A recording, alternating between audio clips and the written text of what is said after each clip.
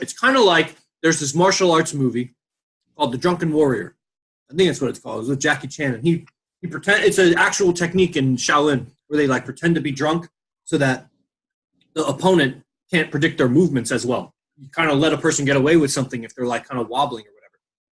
And then they strike, you know? So sometimes you can pretend to have worse communication to catch people off guard. Sometimes you can intentionally, you know, add like filler words, you know, and make it kind of less efficient so it kind of, you know, softens it up a little bit.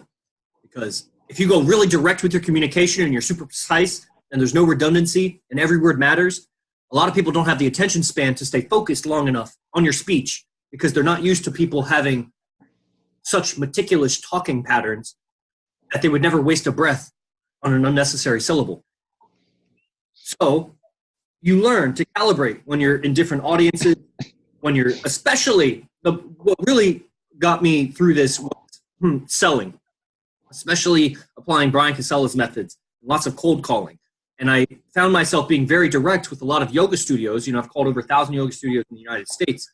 And most yoga studios, it's not like I talk to many of the owners, but most yoga studios are owned by women. They're managed by women. It's just a bunch of women, generally. Every now and then you can talk to a guy.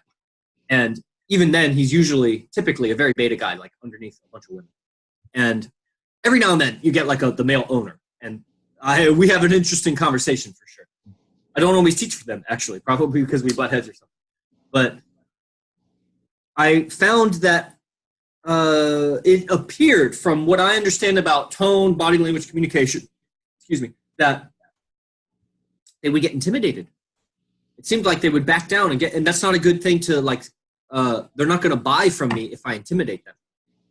And so I learned to begin to intentionally soften my language, fumble my words a little bit, to just give off an air of almost like insecurity, almost. I'm okay with that. This is almost like what we were talking about before the podcast, acting.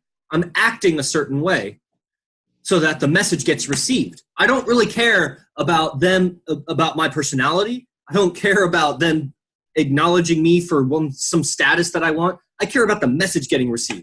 And I'll do what it takes for the message to get received because my commitment is to my art. And my art is communing with people using yoga as the craft. Yoga is my craft, but communication is really where it's at. And yoga, like I tell people, yoga is bad yoga if it makes your communication worse. Yoga is bad yoga if you're not able to relate with more people better. And what is your yoga doing? It's just creating more separation between you and people. How is that yoga? And, you know, so that's how I think about it.